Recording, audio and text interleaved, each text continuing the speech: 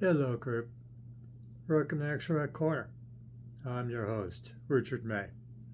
Today, Ted Nugent. Nuge Fault, Volume 2, 1975. Demos and live recordings.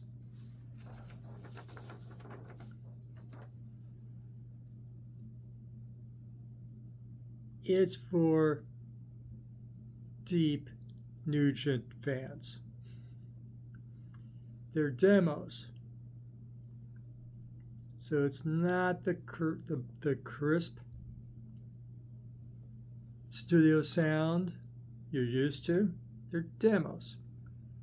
The live recordings, it's not double live gonzo level live recording. It's basically bootleg, cleaned up. But basically, they have 3 different shows they recorded: the Schaefer Music Festival,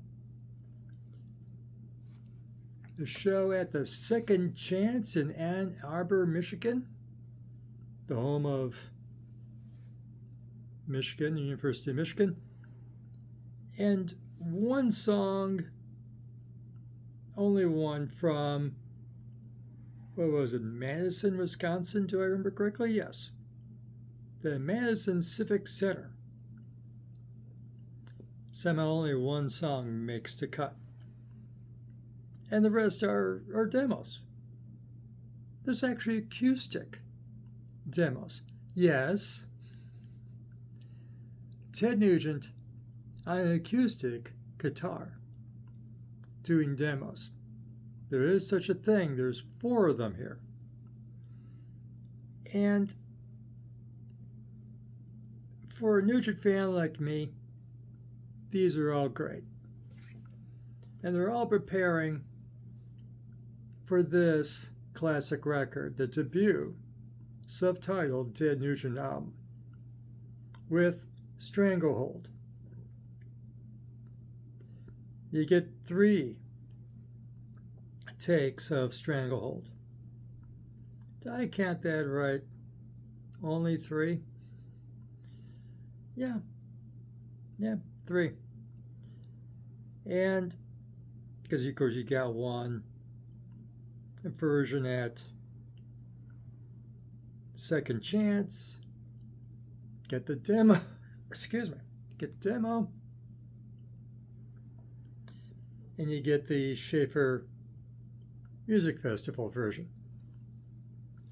This is 22 songs, 2 hours and 13 minutes. This record is not a double record. So you get a lot of double songs here in order to get to 2 hours and 13 minutes, as that example of Stranglehold gives you. You also get multiples of Stormtrooping and Just What the Doctor Ordered and a couple others.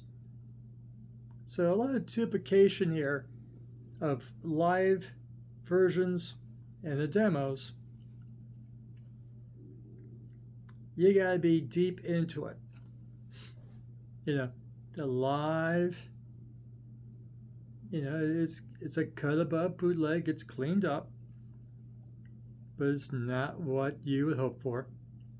If it was an official live record in the 21st century or an official live album in the 70s and 80s. And the demos are demos. They weren't meant for us to hear. But I do love it. I do love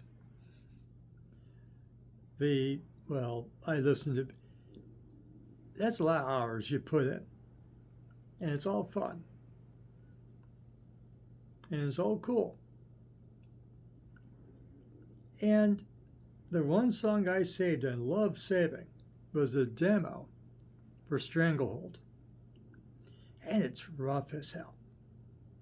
That's why I love it. It's absolutely rough. You know, Ted's coaching the band through the song during the demo. That is not how you do an official take. You know, not with you being recorded coaching the band along. No. But I love it for that. So that first track is the one I love that.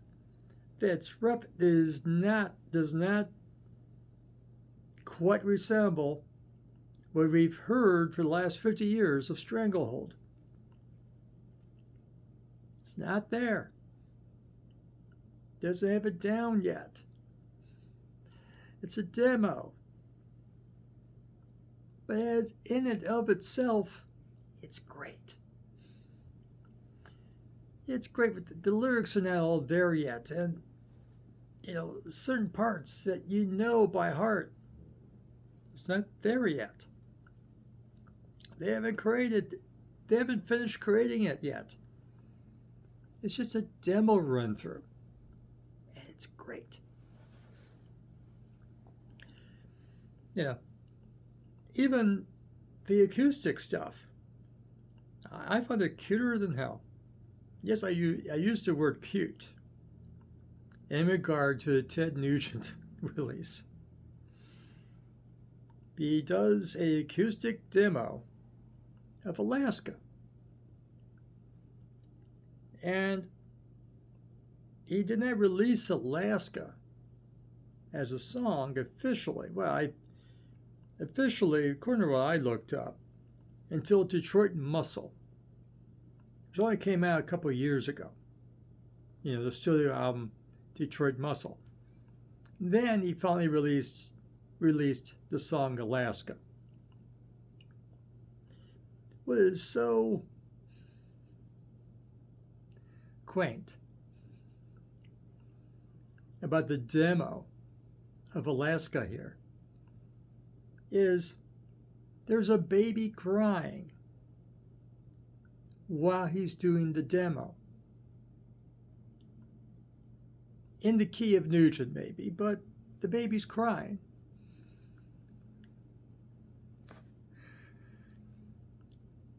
That's what happens when you're doing it. Even Ted, an acoustic guitar, doing a fairly sweet song about the state of Alaska. The baby's crying through that. Now, didn't yell the baby to sleep. Nope. Baby's crying. Now, I want to know if that 50-year-old that performed the crying, the baby cries, on Alaska, got a check. Ted, did the now 50-year-old person that was the baby on your demo, they get a check? I'm just curious. I don't know if this is your baby or not. Then you can accuse it, say, hey, I raised the kid. Kid got checks all through the way.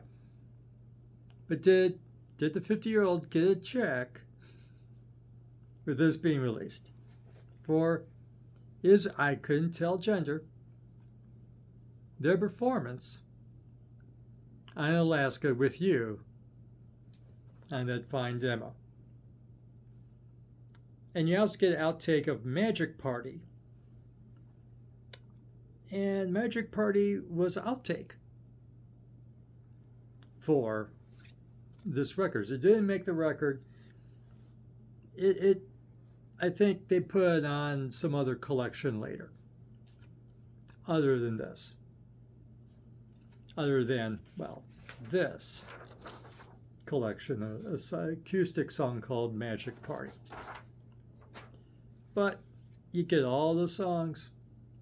All of them are here. Stranglehold, Stormtrooping, Hey Baby, Just What the Doctor Ordered, Snakeskin Cowboys, Motor City Madhouse, Where Have You Been All My Life, Make Me Feel Right at Home, and Queen of the Forest, I think that's Acoustic. So,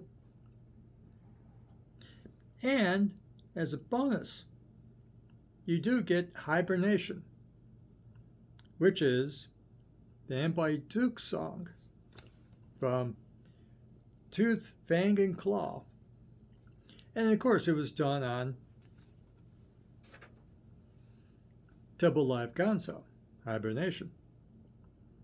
So you get a almost 10-minute version of Hibernation from the Schaefer Music Festival on this too. Just as a bonus. The mega worth your coin for this. So I loved it. And yeah, I'm hardcore. I'm kind of hardcore about Nugent. Yeah. So, but you gotta keep in mind, and of course it's on YouTube, so you don't have to blind buy, folks. Listen to this and see if this is up to snuff for you. When you're buying live, unofficial live recordings. I mean, it's Ted, so it's official. But, something wasn't meant to be released live. And demos, acoustic demos with a baby crying in the back. Listen to it. And then make up your mind if you want to fork over. Especially if you're buying vinyl of this. What, 2 hours and 13 minutes? Vinyl? Holy crap, you better get some bonus stuff with this. But I find it cool as heck. I like it. And of course, some of you are wondering, shouldn't we be canceling Ted for his politics, especially at this time of America in 2026? Because Ted is very conservative. We didn't know that at the time. I mean, Ted, this was not his first record. It was his first solo record. He took over the Amboy Dukes before he folded the band, Amboy Dukes. I think he's pretty much the only one left in the band. But it had that hippie song, Journey to the Center of Your Mind. He isn't a hippie. Like he said multiple times before, it's like, I wrote the music, but some hippie wrote the lyrics, and that's what it is. Of course, he was a kid at the time with the Amboy Dukes. And so, he took over the Amboy Dukes. But, if you're in the Amboy Dukes, you gotta play Journey to the Center of Your Mind and any other hippie hit you had. You didn't want to do that. You wanted a different image. You didn't want to be a hippie anymore. You think of Ted Nugent as a hippie? No. No, he's not. Especially now. He ain't progressive. He's not even moderate. So he had to start a solo career. Got a big record contract with Epic.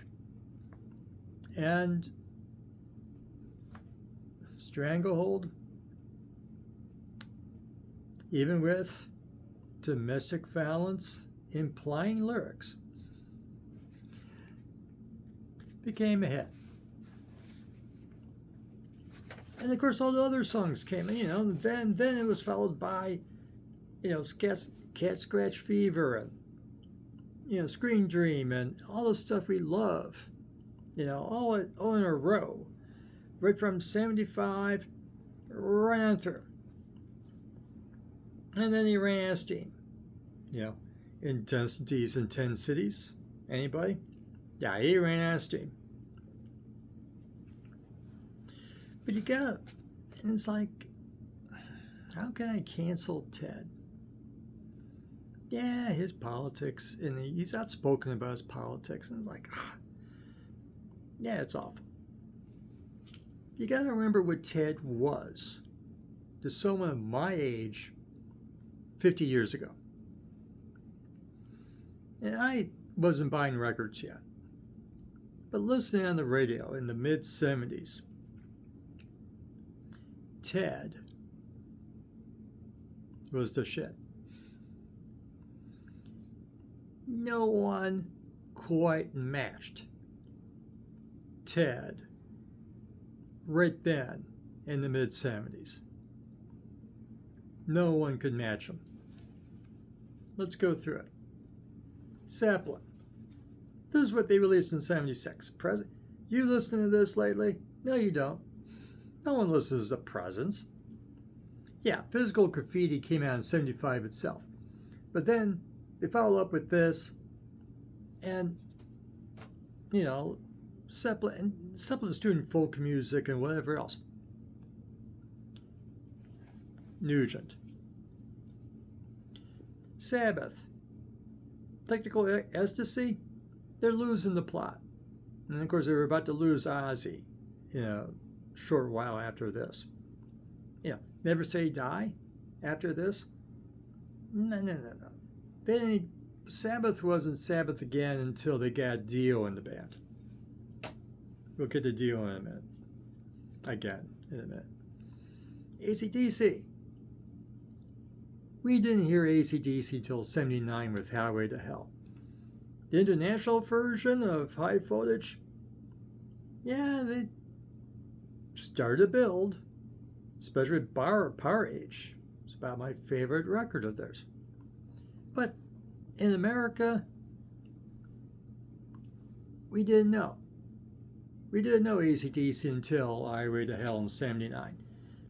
So, Kiss? Yeah, they broke out with this in 75. But comparing this with Nugent, especially what Nugent was going to follow up with, and what they followed up this with, they became a kiddie band. It was for small children. It wasn't a, let's go find some broads band. Let's go get messed up. Well, yeah, Ted was straight, but he didn't let people catch on. He was straight. He was not a drinker and straight. But Ted was a wild man. Kiss is for the kiddies. Especially you start talking about the records after that. Yeah, Kiss, you can't compare Kiss with Nugent. Deep Purple was broken up. This record, I love this record. I love all these records. But, they lost Blackmore. I love Tommy Bolin, but compare this with Nugent, it's not the same thing. Okay. Rainbow. With Dio. Rising and long live rock and roll. Damn straight. That's the shit. Yeah. But it's not quite the same. This is Dio's lyrics and what, no, quite, but damn. Okay. Discuss. Rainbow. But then, Blackmore fires Dio and brings in Graham Bonnet in 79, and no, that's not the same thing. But that's later. That's later, late 80s. Late 70s, not when Nugent was ruling the earth. UFO was always too commercial. It never really made the grade in sales. UFOs always was a cult band. You know, really didn't, you know, the arena size that Nugent was doing. Last band for me to bring up that you may go, what about? Yeah, early 70s Slade? Yeah, that can hold up against Nugent. But then mid 70s, the movie, this album, pop record. This is a really good pop record. I love this. But the one after this, you know, whatever it was called, Nobody's Fool. Is that what it was? No. And of course, Slade never made it in America. I had no idea who Slade was.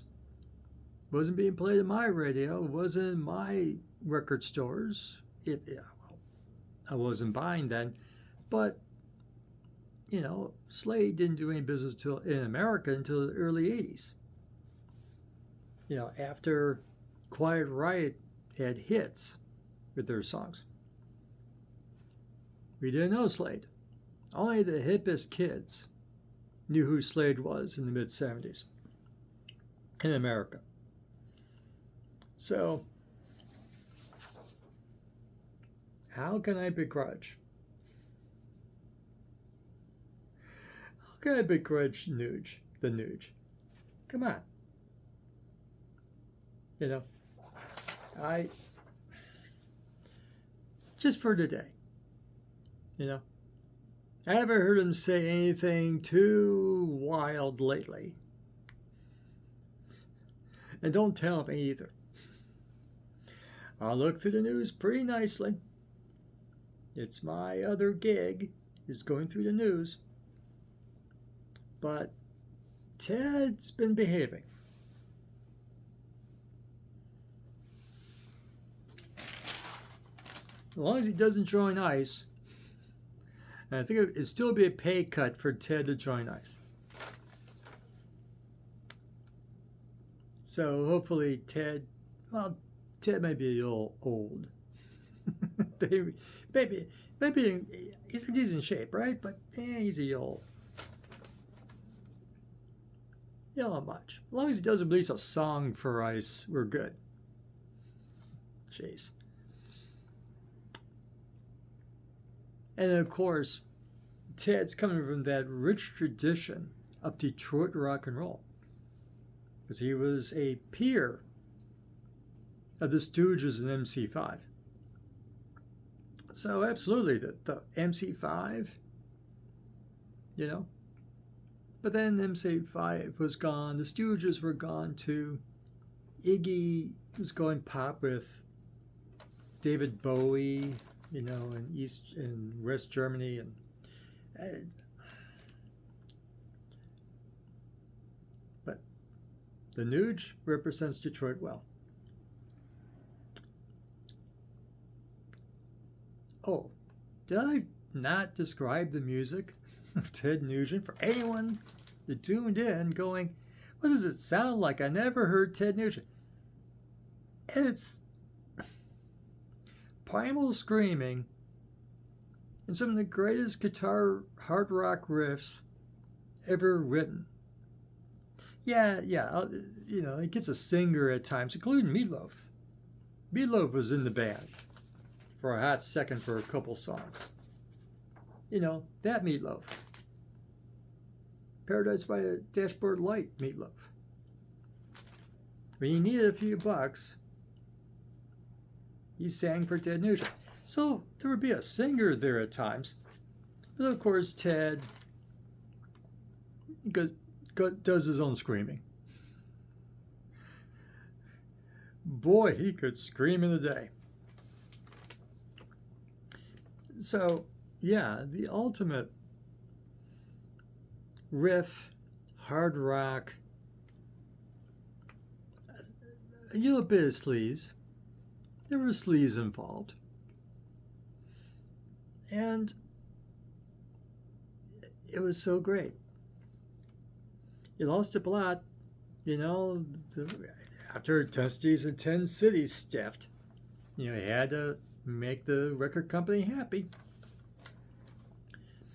You know, he had to keep up trends. Gotta forgive Ted for that too. But in the heyday, there's nothing like Ted Nugent.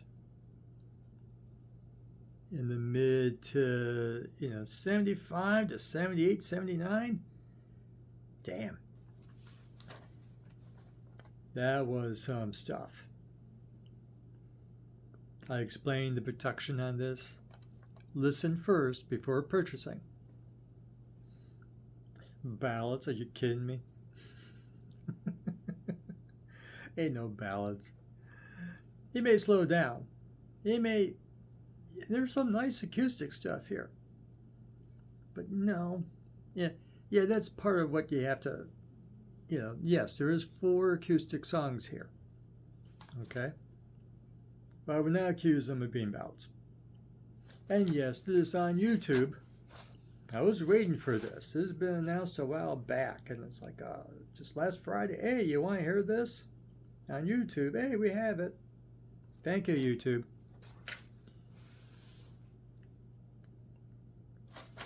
We discussed the politics point. You like this video? Give it a like. Subscribe to Ash Rat Corner. And ring the notification bell. And go listen to the Nuge Vault Volume 2, 1975, before his solo record, his solo debut, self-titled. Tell us what you think. You like that first demo version of Stranglehold? I adore it. I understand people may disagree, but I adore it. I just love the difference of it. And of course, that core is there. Yeah. So come on back and tell us what you think. And for latest in action rock, garage rock, punk, psychobilly, rockabilly, stoner,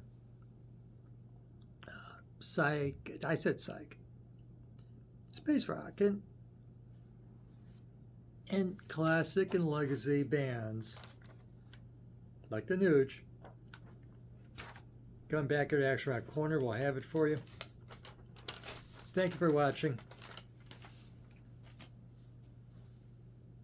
Remember, fresh music is as important as fresh food. You've been listening to this debut from Nugent for 50 years now. Yes, 50 years. It's a fresh way to listen.